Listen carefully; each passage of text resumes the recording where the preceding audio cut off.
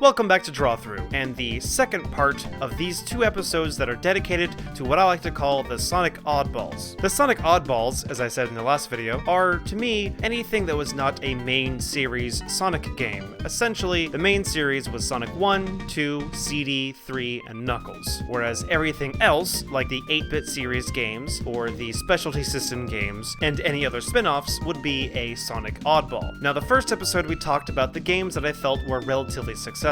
Stuff like Sonic Triple Trouble, Sonic Chaos, Knuckles Chaotix, stuff like that. And in this episode, we'll be talking about the second two categories, the specialty system games and frankly, the junk games. But let's save that pain for last. Let's talk about the specialty system games. First up, we have 1991's Wacku Wacku Sonic Patrol Car and its spiritual successor, 1993's Sega Sonic Cosmo Fighter. These games were kiddie rides found over in Japan. While there were Japanese and English versions created, the English ones never made it overseas. They remained in Japan, in tourist areas with higher volumes of English-speaking people. Just imagine those coin-operated kiddie rides you see outside of Walmart, but attached with a gaming system. The games lasted for about 2 minutes, and featured Sonic either driving a patrol car or flying a spaceship. Both scenarios, he was fighting Dr. Robotnik to make sure the world was saved once again. Pretty straightforward. Next, we have Wacky Worlds Creative Studio. This game barely counts as a Sonic game. It's technically considered one because Sonic and Tails are both on the cover. Also, Echo the Dolphin is on this cover. Sonic is a icon as well as a cursor from time to time. Essentially, it's a game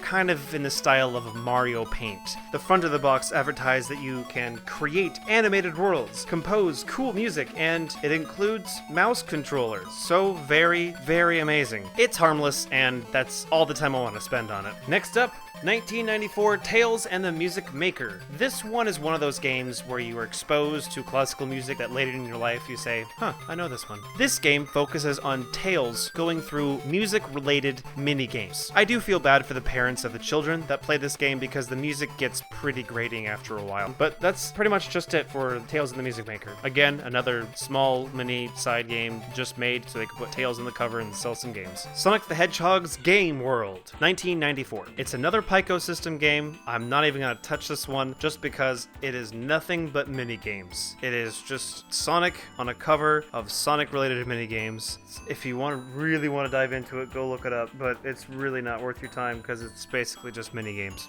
This last one, I don't exactly know how to describe it and actually give it justice. Sonic's Schoolhouse 1996, a computer game that was dedicated to teaching kids using Sonic the Hedgehog, kind of. Again, it's another one of those games where if it wasn't Sonic, you could have put anybody else in and it wouldn't have changed anything. It's weird to say, but it plays in a similar fashion to Wolfenstein 3D, or frankly any of those maze games that came pre-built on computers or on free trial software packs. If you know what I'm talking about, you know what I'm talking about. It was a part of a lot of our childhoods because there was nothing else to do and no other games out to play. Anyway, Sonic himself is not a playable character. You are walking through a quote-unquote maze in a first-person perspective, solving the math problems that are seen on the wall via clicking on bouncing numbers that populate the entire maze. It's pretty strange, and it's full of just stock sounds of kids cheering and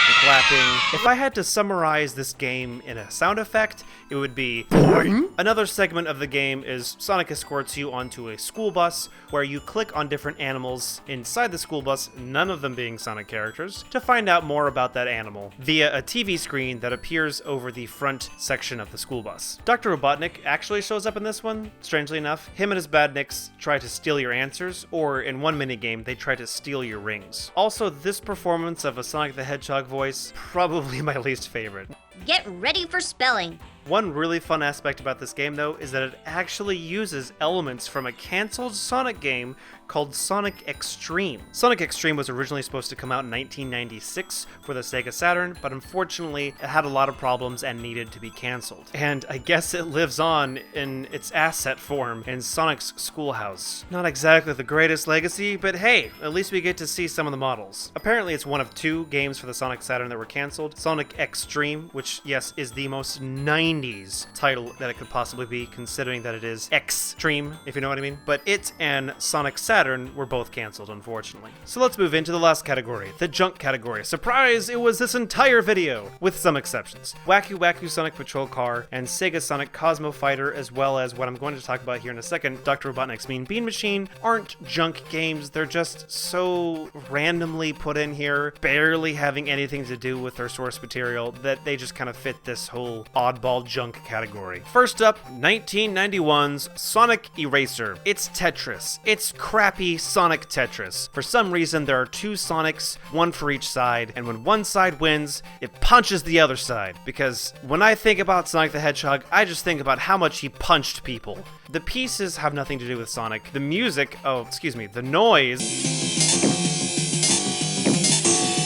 has nothing to do with Sonic. It's just a grating, unpleasant experience. Just play it. There are so many better Tetrises out there. Just play them instead. Next, we have 1993's Sonic the Hedgehog Spinball. A lot of people love this game, and I'm pretty sure it's because of the Saturday morning cartoon show that Sonic had at the time. This is, after all, the only appearance of that design of Sonic the Hedgehog in a game. I, however, can't stand this game. It's ridiculously slow, but unlike Sonic Labyrinth, where the slowness is quite literally a part of the story, this game is slow just because they decided to have it be slow. I've tried so hard to like this game, but it never clicks for me. The aesthetic is dismal, murky, muddy, rusty, brown, and very unpleasant. But that's the thing, is it never really changes from that aesthetic. And you could argue, you could say, hey, almost every game up to this point has had a dingy, dirty final level, or final 2 levels. And I could say, yes, that is true, but where do the games start? Green Hill Zone, Emerald Hill, Angel Island, Palm Tree Panic.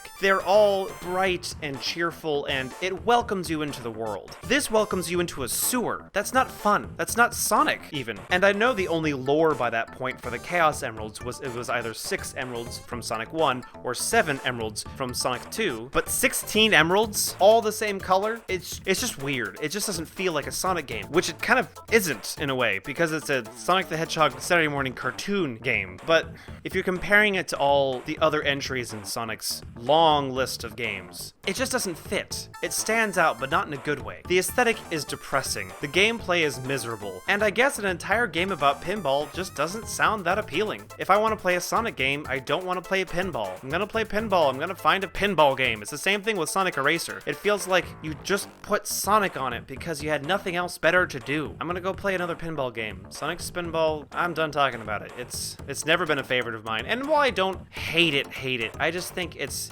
not nearly as good as people seem to think it is. And as far as the actual mechanic of pinball is concerned, it's done better in Sonic 2 and done better in Sonic 3. It doesn't even do pinball, the thing it's supposed to be doing. It doesn't even do it well. Pinball is fun. This is not fun. Dr. Robotnik's Mean Bean Machine from 1993 is in the same category as Sonic Eraser and Sonic Spinball. However, it doesn't garner the same amount of frustration from me as the others do. This is because it's just far enough removed from the source material not to be offensive. It sits in this weird little window that I'm going to try my best to describe. Essentially, if an installment of a franchise is very far away from its source material, it can get away with it by being unique in its own way. This game is not a, quote, Sonic game, it's a Dr. Robotnik game. Not only that, but he's not really in it that much, which means that you don't have all this expectation built up for what should happen. In Sonic Eraser, you go, why did Sonic punch another Sonic? Why does Sonic Spinball start with such a dismal level when every other Sonic game in the franchise starts with something bright, chipper, happy? You get the point. Mean Bean Machine does commit the sin of being a generic game with a property stamped on it, but as I said, it's far enough away from the Sonic franchise that it doesn't become offensive. The aesthetics of the game are also much more pleasant than Sonic Eraser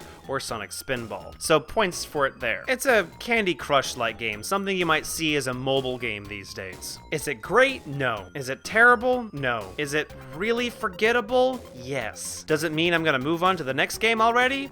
It does indeed. Next we have, we have Tails Sky Patrol and Tails Adventure, both 1995. Tails Sky Patrol is like a combination of an obstacle course and Flappy Bird. It's not that interesting, as it's Tails just having to navigate through obstacle courses while perpetually flying, and there's no emeralds, no rings in the classic sense, no Dr. Robotnik. Do you ever watch anime and there's a filler season, and you look at the character designs and you just know that whoever made the anime or the manga, essentially the source material, didn't design those characters, and you're like, you don't fit in this world. That's what Tails Sky Patrol's character design is like.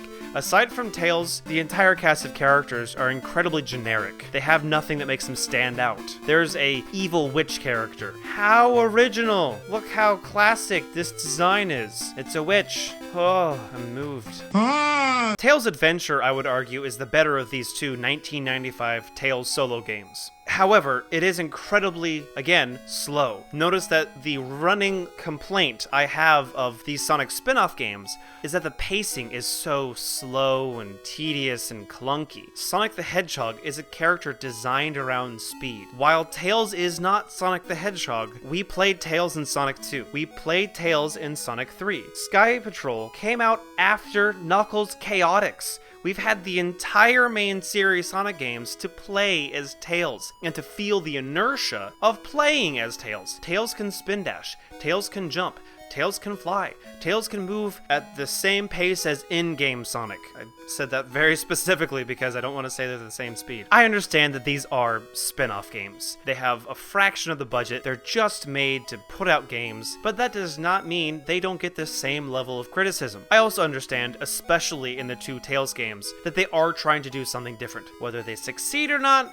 but they are trying. Alright, this is it. This is the last game I'm going to talk about in Sonic Oddballs, and it's one of the last games before Sonic changes from the 2D platform world to the 3-dimensional world. Here it is, Sonic Blast. Not 3D Blast, Sonic Blast. That looks like it just stole the sprite from Sonic 3D Blast, bit crushed it to hell, and then placed it in a Sonic the Hedgehog 8-bit spin-off game. This game was said to be a step back from previous Game Gear Sonic titles. And we've talked about the Sonic Game Gear games, like Sonic 1, 2, Drift 1 and 2, and Sonic Labyrinth, the ever-hated Sonic Labyrinth. And people said it was a step back from those. That's rough.